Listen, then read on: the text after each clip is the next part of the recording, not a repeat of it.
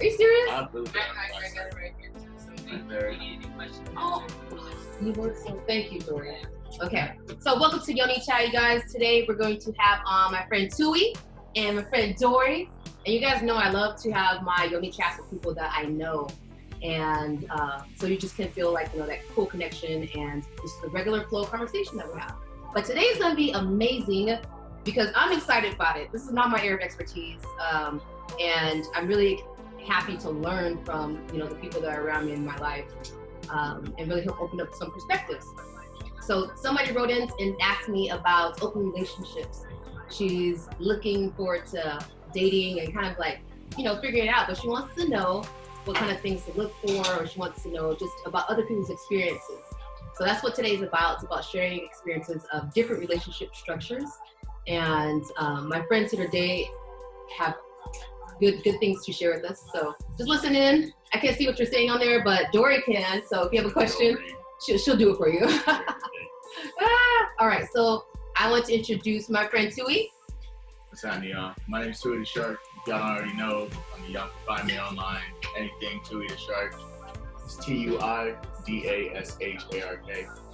And am I plugging this? Or can I you can plug it right now if you want to. Cool, yeah. This episode is brought to you by Tui's Turn Up Tonics, aka Green Heaven. These drinks are 420 drinks. They're not sodas, they're not beers, they're not carbonated, but they are delicious. Ask anybody who's tried them. And you can only get them from me or the people that I distribute to. And right now, there's only one person. And that is the Chapman Avenue Tattoo Shop off of Chapman and Victoria Drive. He only has limited supply, and it's an upmark there, so. All right, so get your Turn Up Tonic. Do it. The hashtag is below. Oh, you put the hashtag here? And this is Dori. Dori's back on the drums. Y'all say hi to Dori. What's good? So Dori and Tui are going to share with us some experiences of their relationship, which is new and different for a lot of people. So I want you to have a listen with an open mind and ask any questions that you got. You can't understand something. But I want to open up the floor for you guys to just share. And like I was telling Tui before, like my questions don't really do this justice. So I just want him to be able to just talk. So let's just start off with you sharing with us, what are you doing with your life now as far as relationships? How do you live your life? I am polyamorous, so that means that I practice having more than one partner. Currently, right now, I have a singular partner, which is our friend Dori back here. She is not just a regular partner, she is my sub. We are in a dom-sub relationship. And yeah, I'm gonna leave that where it lies right now and let her ask more questions about it.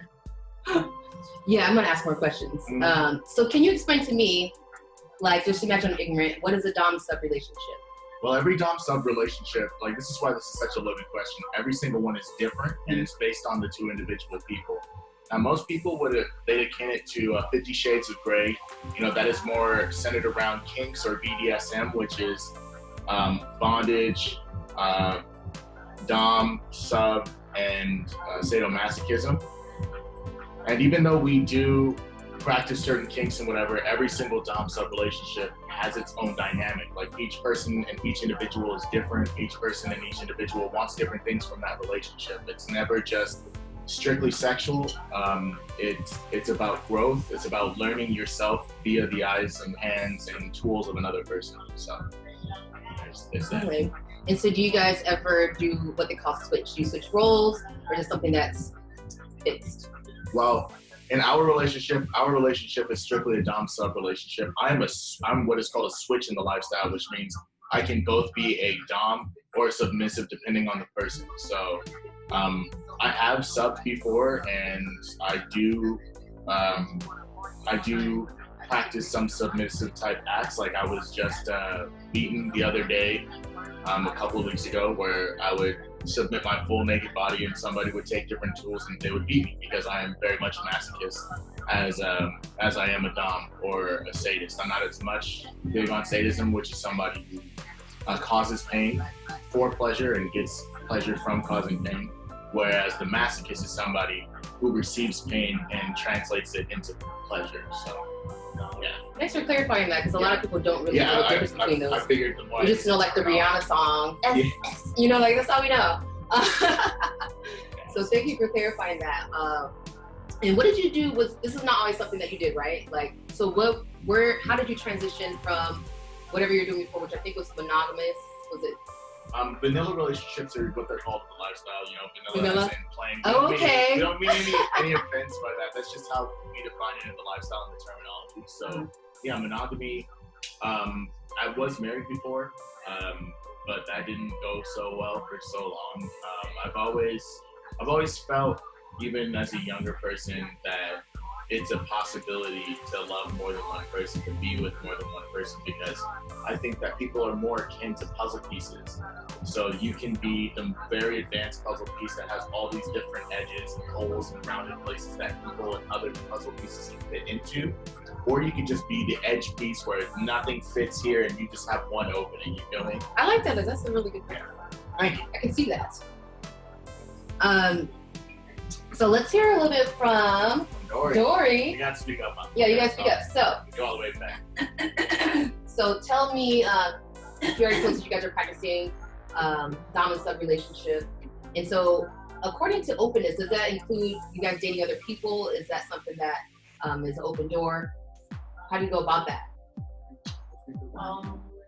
We aren't daters. I would say We're not daters. They're not daters, okay? People who date are usually. No, I'm just gonna change the song. It's DJ. the wrong vibe. I'm a DJ right now. I'm gonna start turning up in the middle of this. Yeah. We are people who, essentially, when you date, your end goal is to marry. It's monogamous, really. You know, so for me, it's not necessarily dating. I'm experiencing my past with another person. I like that. Yeah. So it's a more open way to view your relationships. Exactly. And when it comes to meeting new people and having a threesome, how do you say, it would be more us opening our pathways, our energy to invite something else in to possibly explore it that way. It makes sense. Yeah. So is there any sense of commitment within this relationship? Oh yeah, tons, but not in the sense of like marriage. Not that that like kind of attachment of it has to lead to this. Exactly. Yeah. And I feel like that's a really present way to live. So I can really connect with that. And what about if you wanted to, do you ever feel like within your sub role, do you ever want to be the dom? Do you ever feel like it gets overwhelming, or is it something that? Yes, I was, before I met Tui, I was very dominant in my sexuality. And I essentially put out the energy of wanting a dom, but from a learning perspective. So this is my first time being having been more dominant in the sexual. So you're used to being dominant in your relationships, and so this is now your time actually stepping back and being a sub. And so what have you learned about yourself? What's like the deepest thing you've been learning about yourself from changing that role? Because I know that has to be a big switch. You have to surrender to that, right? Like I've never done that, so I'm just talking from experience. I'm talking to other people. I would say humbling myself. Before it was very easy for me to pop off at anything, you know, because I come from a very defensive point of view, you know, like I understand that I'm worth something and I have to know how to protect it, but in entering this lifestyle, I don't have to protect myself because I've given that duty essentially to my dom. So he has no intention of hurting me, no intention of doing anything other than teaching me. You know, so that's what I have. So there's gotta be a real trust to that then. Exactly. Like you have to. And did you guys take a while to build that? Like were your friends first? How did it develop? Do you want to answer this? I told you I was gonna get in your business. You want to answer? I'm gonna let her answer. I'll talk to her about this, but I'm gonna let her answer this. I like this. We were friends. I know. No, there was no point in time where we were like, oh, let's be friends. That's just Like we'll figure out the friend part later. Yeah. We're not screwing each other. Yeah, from the jump. Yeah. and there was actually a point in time where I had to choose between him and someone else, you know, because it was more of a, what, it was like opening exactly what I was looking for. Yeah. So it was like, okay, why wouldn't I go in this direction? Yeah. And, yeah. I was gonna say how did it develop, but I also asked you too, like, how do you ever feel like overwhelmed in your self growth? Do you ever feel like it's something that you ever want to dom his ass, or do you ever want to like snap back? Like, that's what I'm trying to ask in the right word. Oh, she does. Yo, I'm gonna step in real quick to let y'all know that Dori is a very powerful, strong black woman. You know, she don't just lay down and take things lightly. So a lot of people who see us interact in the outside world without knowing the knowledge of our relationship that deeply, they think that I'm very hard on her, and they're like, "Oh man, like why do you treat her like that?" and blah blah blah. Like y'all don't see what happens behind the scenes. Like she be beating him. You know it. Oh my god. All right, I'm done. I'm gonna go back to the That's good to know, though. Thank you. You want to make sure the coast is clear. Y'all need to know. Because even I've had that impression, like when I first met you guys, like before I knew anything, like I would think like you were just kind of bossy. Yeah. Yeah, he comes off as very bossy. So, but now that I know and now that I understand, and now that she's like, when she speaks her truth, like that's hers. It has nothing to do. She's surrendering herself to you.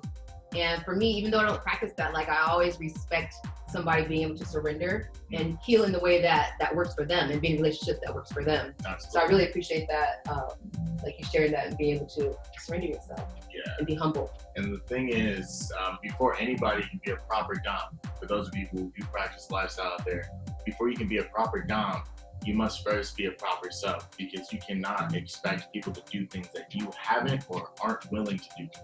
So, isn't that like life?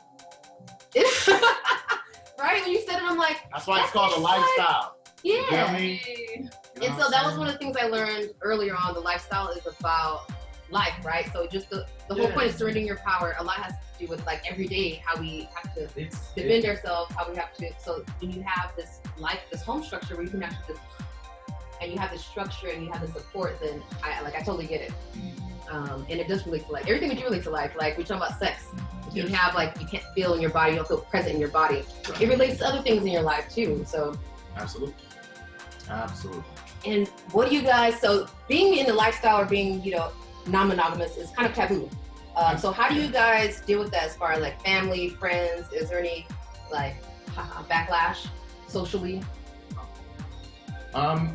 Yeah, like we were talking about earlier, the reason why it's taking us so long to do this little, you know, coming out. It looks good. But there's people on this one.